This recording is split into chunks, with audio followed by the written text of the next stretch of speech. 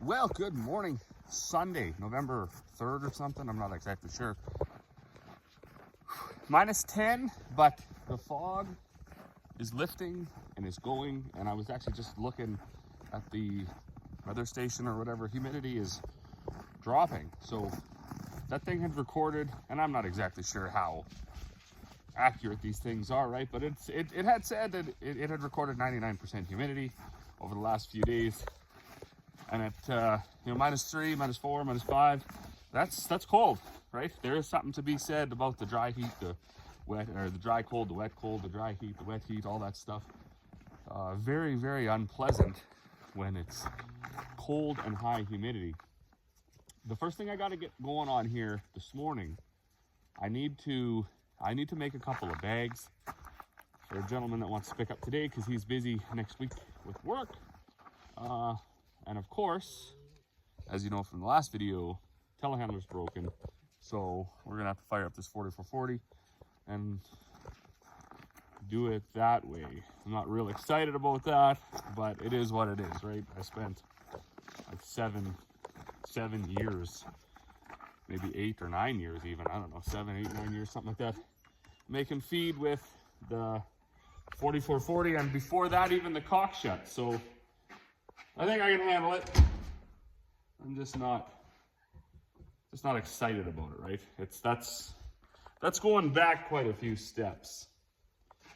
So, being Sunday also, we haven't had any time to phone around for parts or anything like that for this. Nothing's open anyways.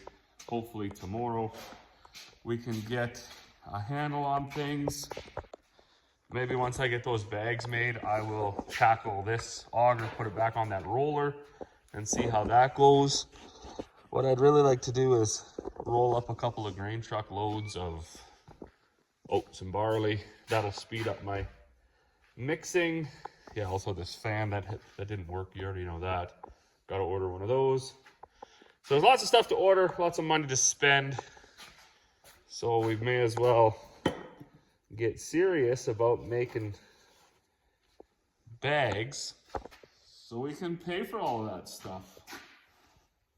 I know we were out last night at a local community dine and dance. I was talking to one old boy there, and we were just discussing, the breakdowns and things like that, and if stuff's really worth it. And this isn't obviously specific to me, it's a general thing. So something like graders, right? You think, oh, I'm gonna go in the grader business, and you buy 1 or 2 graders and life is good and you get the work, and you're rolling for however long, it doesn't matter. Some folks make it seems like a lifetime without problems, and the next guy is plagued with them weekly. But with the cost of things, once you have your first big breakdown, you blow an engine, you blow a planetary or something like that, and then you just sit back and you're like, was this even worth it? Like, this is expensive. So, but we know things are going to happen. This telehandler, like Dad was saying, I think this thing has something like 17,000 hours on it. It doesn't know anybody anything, so breakdowns are going to be, they're going to be what they're going to be. There's that argument for new. Well, you better just get new, right? Then you don't have to worry about that. Well, new stuff still breaks too. I know there was lots of stories running around about new combines this year having engine failures right away within 300-400 hours. So it doesn't always work to just go and buy new. But anyways, that's enough of that. I'm gonna see if everything will start. Well, good morning. She turned into winter all of a sudden. Now it's white. So I don't know if it's gonna stay. They are talking about +8 here in the next few days, but it sure is pretty right now. It's not that cold either. Well, -1. It's actually quite pleasant. I got bags. Bags to make. Always bags to make. So that's what I'm gonna do. I'm going to start making bags. Lost my clevis. Gonna have to go find that in the snow, I guess. I got my parts for that telehandler ordered, I think, anyways. So I found a new place on the internet that had both that ring gear, planet gear, I'm not sure what they're called, and all the sun gears and the bearings, and actually the housing as well. So, and for substantially cheaper. So I'm not gonna brag about it until this stuff all comes in and is actually right, because that's what's gonna happen. I'll say, oh, I got all this stuff, and when I finally get the box, it'll be wrong or missing or whatever. I think at this point, I'm gonna save myself a bunch of money and get that telehandler up and running by the end of the week. But for now, well, good morning. And like, holy smokes, I don't know if you can see it, but it's raining, and it's been raining all morning. Of course, we had minus 18 already once, like 3 weeks ago, so we can't have the rain gauge out, but it's like plus 10 or something right now, and that rain is rapidly eating away at the snow. Got to check out my my molasses on the grass here, my molasses fertilizer. Check that out. Still just green as green. So all the other grass has sort of died. And I know some of it regreened a little bit, but where I put that, it's just lush as can be. So I'm really excited for next growing season. I'm gonna get right serious about putting that down on the cereal crops. Anyways, I don't know what to wear for boots. I was out this morning, tarped that truck.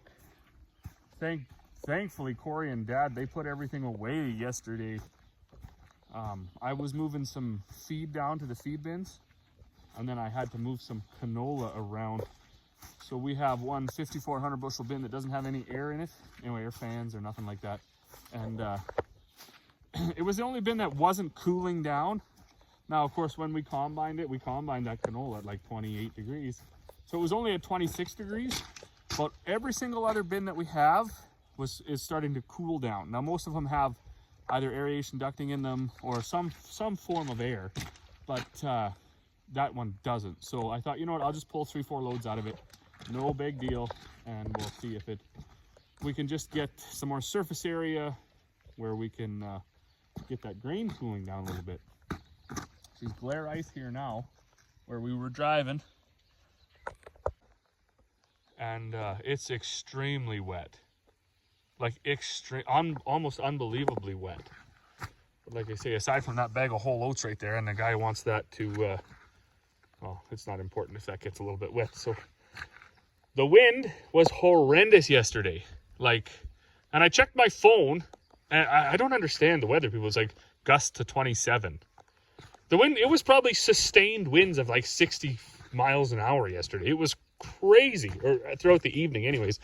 Blew these barrels all around, blew every cover that I had on anything off. Look, there's a mini bulk bag in the bush over here. That's supposed to be on this one mill. Trying to keep the rain out of there. I'm surprised there isn't just trees laid over everywhere. But anyways, first thing I'm gonna do, I'm gonna grab my probably the backhoe. I'm gonna grab the backhoe. I'm gonna go up and get a hay bale, bring it down, treat it with some molasses, and then take it up for the steers. I also want to move their lick tank into their pen, and then bags over here, and then probably bag up some alfalfa cubes. All right, well, we had a quick change. We're not going to use that backhoe because that's one-wheel drive and it's extremely icy. And in fact, even with this telehandler, I'm not going anywhere. So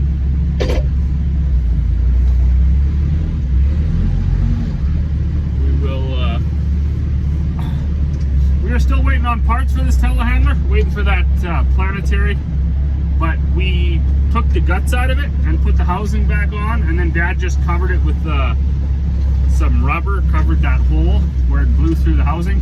So we got like 3-wheel drive, I guess. and that's gonna have to be good. So at least we can still run it, right? Still operating. Get my forks here. I need my forks because that's the problem we got with our shed. It's only 40 by 60, so when we get some bad weather and we try to stick all the bags in there, it doesn't matter how we try to arrange it. The person with the bag farthest in the back is the first person to show up. So instead of moving all the bags out in the mud and the wet, I'm just gonna reach over the top of all of them and grab the one behind them. Well, good morning. So we're in the shop, and that one's off. And look at this. I was actually looking back on my phone. This was only $590, and it was complete. So I did email this company because I was like, what?